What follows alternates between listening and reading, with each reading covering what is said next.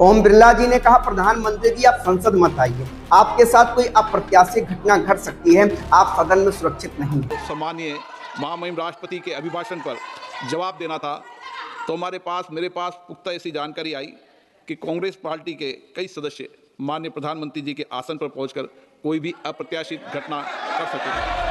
और हमें इस बात पर हंसी आती है कि जिस सदन में, जिस संसद में कानून की बात होती है, भारत की सुरक्षा की बात होती है, उसी सदन में प्रधानमंत्री नरेंद्र मोदी जी सुरक्षित नहीं है। नमस्कार दोस्तों, मैं शुभम संघर्ष। जहां कानून बनाए जाते हैं देश के लिए, राज्य के लिए, नागरिकों के लिए, महिलाओं की सुरक्षा की बात होती है, उसी सदन में हमारे देश का प्रधानमंत्री नरेंद्र मोदी जी सुरक्षित नहीं है, तो यह सोचने वाली बात है। ओम बिरला जी ने रोका कि आपको सदन में आने की जरूरत नहीं है, आपकी जान को खतरा है, आपके साथ अप्रत्याशित घटना हो सकती है, और प्रधानमंत्री जी संसद में नहीं गए। वो बेचारे वैसे भी संसद में नहीं जाना चाहते हैं, उन्हें एक रास्ता और मिल गया। उसके बाद ओम बिरला जी खुद भी लोकसभा से कल्टी मार गए, जबकि अविश्वास प्रस्ताव पास होने में अभी बहुमत चाहिए। अब आप सोच रहे होंगे कि ओम बिरला जी कल्टी मार के कहां जा रहे हैं, या थाईलैंड जा रहे हैं, कि डोनाल्ड ट्रंप से मिलने जा रहे हैं। तो आपका सोचना बिल्कुल गलत होगा। अब ओम बिरला जी बांग्लादेश के प्रधानमंत्री के शपथ ग्रहण समारोह में जाएंगे। सही सुना, बांग्लादेश के प्रधानमंत्री के शपथ ग्रहण समारोह में जाएंगे। वही बांग्लादेश जहां हिंदुओं को मारा जा रहा है, वही बांग्लादेश जहां चंद दिनों पहले एक हिंदू को नंगा करके पेड़ पे लटका के उसको जला दिया गया, उसी बांग्लादेश में ओम बिरला जी बांग्लादेश के प्रधानमंत्री के शपथ ग्रहण समारोह में जाएंगे। वही बांग्लादेश जिसके साथ क्रिकेट ना खेलने पर मास्टर स्ट्रोक घोषित किया जाता है, वही बांग्लादेश जहां का एक प्लेयर आईपीएल में सिलेक्ट होने पर देश धर्म खतरे में आ जाता है, वही बांग्लादेश जिसके लोग भारत में घुसपैठ करते हैं, वही बांग्लादेश जिसके घुसपैठ को लेकर मोदी जी हर राज्य में वोट मांगते घूमते हैं, वही बांग्लादेश जिसका नाम लेकर असम राज्य में मोदी जी कहते हैं असम को बांग्लादेश नहीं बनने देंगे। ये लोग असम के जंगल, जमीन पर उन बांग्लादेशी घुसपैठियों को बसाना चाहते हैं जिनसे उनको वोट बैंक मजबूत होता है। आप बर्बाद हो जाए, उनको इनकी परवाह नहीं है, उनको अपनी वोट बैंक। मुझे भी कहा जाता है आप क्यों नहीं बोलते हैं कभी, जब बांग्लादेश में हिंदुओं के साथ अत्याचार होता है, उसी बांग्लादेश में अब ओम बिरला जी वहां की बिरयानी और शपथ ग्रहण समारोह का आनंद उठाएंगे। वैसे एक बात मैं आपको और बता दूं, बांग्लादेश की पूर्व प्रधानमंत्री शेख हसीना जी भारत में कई वर्षों से विराजमान है।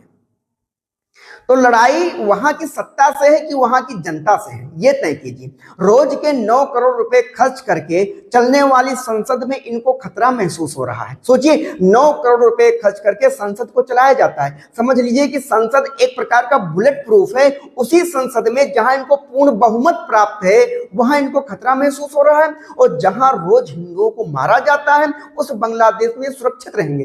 कमाल है, गजब की उल्टी गंगा बह रही है। और मैं बार बार कहता हूं कि जितनी भी राजनीतिक पार्टियां हैं, या सत्ता प्राप्त करने के लिए हिंदुओं को भी बलि का बकरा बनाएंगे, मुसलमान को भी बलि का बकरा बनाएंगे, जंगल को भी बलि का बकरा बनाएंगे, ओबीसी को भी बलि का बकरा बनाएंगे, हर एक वर्ग, जाति, धर्म को ये बलि का बकरा बनाएंगे और अपना उल्लू सीधा करेंगे। अभी कुछ दिन पहले बांग्लादेश में एक हिंदू को जब उसे मार के लटका दिया गया, फिर जला दिया गया, मजाल है कि यहाँ के प्रधानमंत्री ने कोई कार्रवाई की या एक शब्द बोला हो।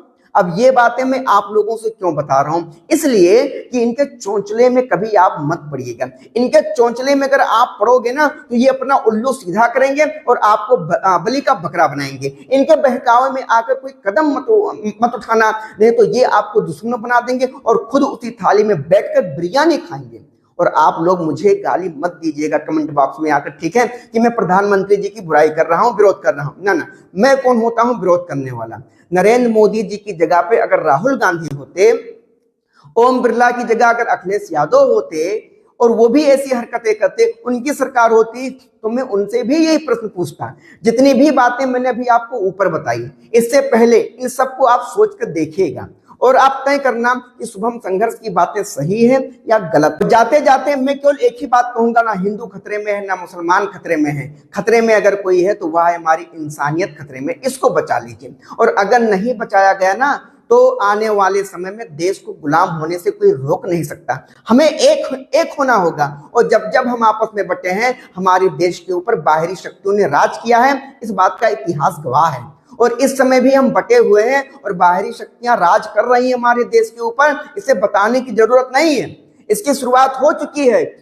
इस बात को आप नोट करके रख लीजिएगा कि 2035-40 तक हमारे देश की पूरी आर्थिक व्यवस्था बाहरी देशों के हाथ में होगा, अगर हमने अपने आप को बदला नहीं। और मैंने जो जो आज तक कहा है वह सब सत्य साबित हुआ है।